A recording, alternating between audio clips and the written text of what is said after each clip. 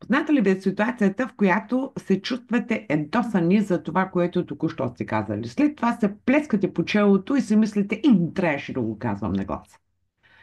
И за да ви спася от такива моменти за бъдеще, подготвих няколко изречения, които по-добре да не се казват на глас. И може би сте си мислили, как би продължил разговорът, ако ли едно или друго нещо не бяхте го казали, нали така? Това не е познато на всички. Затова да започваме директно. Първото изречение, което аз отбягвам да използвам, е не е справедливо. Точно така. Животът не е справедлив, вярно е. Животът е такъв какъвто е. Но вие самите сте взели решение да живеете този живот, в който живеете. Или ролята на жертва, да се оплаквате, че нищо не е справедливо, или да стоите над нещата, не критикувате решенията на другите и се придържате към фактите. И както моята майка казваше, лека е пръст, когато фактите говорят и боговете мълчат.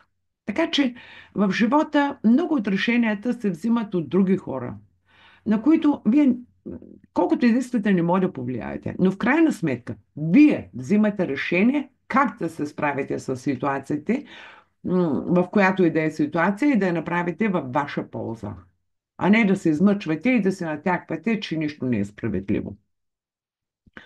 Другото, което бих искала да ви кажа е, ние го правим по този начин. Сега, как да кажа, тази фраза е сред повечето хора не се посреща одобрително, защото това изказване, винаги го правим по този начин, показва един вид утеха или липса на желание за промяна. А животът е промяна.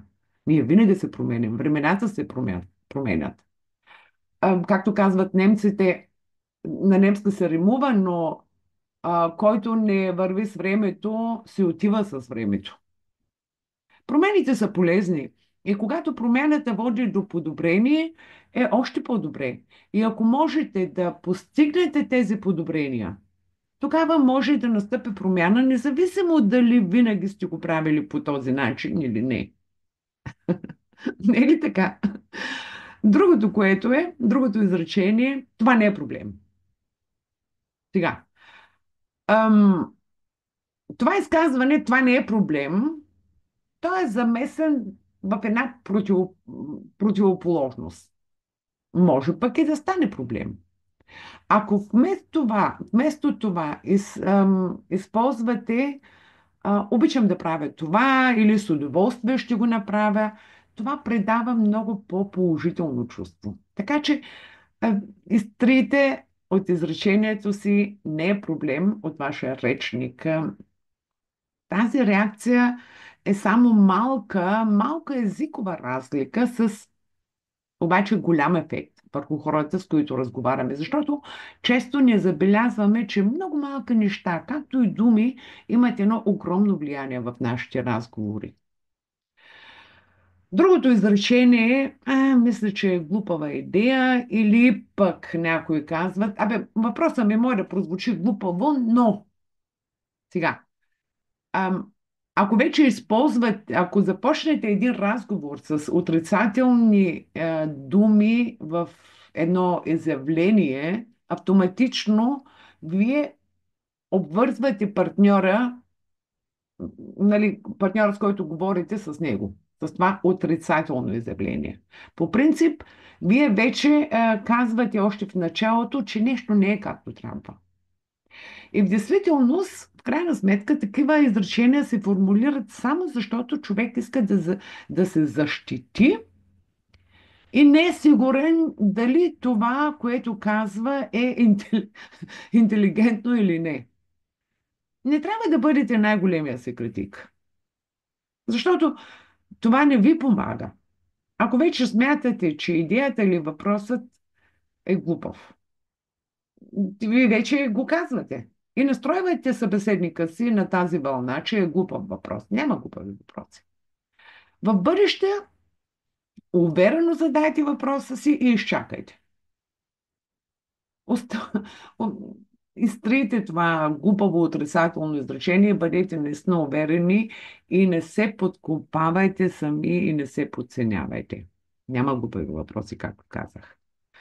Или пък другото изречение, да, ще отнеме само минутка, дай ми минутка.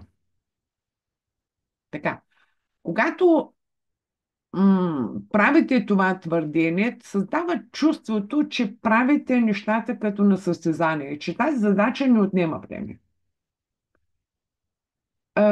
Действа малко или много на събеседника така, сякаш задачата не е толкова важна, не е толкова ценна за вас, колкото в действителност е.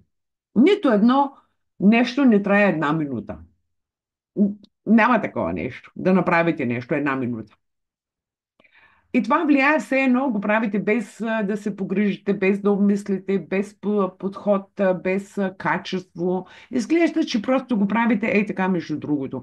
А това ам, м, не изглежда важно и ценно.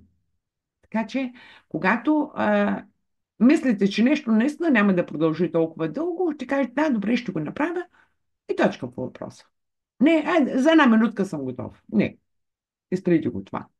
Другото, което много често го чувам, и аз вече съм успяла да го изтрия от речника си на 100%, не, на 99,9%, изречението ще опитам. Така, имате ли увереност в собствените си способности? Ако отговорът ви е да, тогава оставете това изречение на страна за бъдеще. Защото това изказване само показва, че нямате доверие в себе си. По-добре казвайте да, ще го направя или да, ще се справя. Когато някой ми каза, ще опитам, спонтанно ми идва въпроса, добре ли, седнал си на стола, опитай се да станеш. Или ставаш, или не ставаш. Няма средно положение. Разбирате ли? Човек или прави нещата, или не ги прави. Ако ги направи и не се получат, не са се получили. Следващия път ще се получат. На втория, третия или четвъртия път. Ам, Вие се опитвате нещо да направите. Тогава вижте какво се получава. Всъщност, вие казвате на себе си, ще видим какво ще стане. Или пък, добре, на себе си, не на събеседника. Ако стане добре, ако не, ще видим. По-добре за вас и за вашите събеседници да изтриете това изречение и мисъл от речника и мислите си. Така, другото, което е по-добре изобщо да не се казва в разговори за няколко, когато разговорите с някой, или да кажете за някой друг, който отсъства. Той е мързелив, той е идиот, той е простак, той е намкакъв си. Отрицателни изявления. Това не е красиво. Не е красиво, когато говорите негативно за другите. Това дава на събеседниците ви все едно представете себе си за по-добър, първото което е, така че оставете тази фраза за бъдеще. И другото което е, когато някой говори с мен за някого друг, само негативни неща, тогава се чудя дали пък и за мен не се говори така, а пред мене да се правят милочички. Така че по-добре оставете тези неща. Оставете мнението за себе си. Другото изречение, не, това не беше моята грешка. Не съм виновен аз. Така, понякога нещата се объркват. Не стават така, както бихме искали да станат. Правим грешки. Може и наистина да не е ваша грешка. Но неприемането на вината и евентуалното прехвърляне на други не е толкова хубаво. Меко да се изразя. Много по-добре е да поемете отговорност за случилото се и да си кажете, случи се, но ще се извлека най-доброто от ситуацията и ще се справя и ще подобря нещата. И в най-добрия случай трябва да да се пропусне това е типичното изречение "не бях аз". Защото това също не звучи добре, и също показва някаква емоционална интелигентност в отношенията с другите, междуличностните отношения. Така, това бяха от мен изреченията, които е по-добре да се избягват в разговорите. И с това искам да приключа. Пожелавам ви ползотворни разговори. Ваша Величка Мутавчиева, Вичето.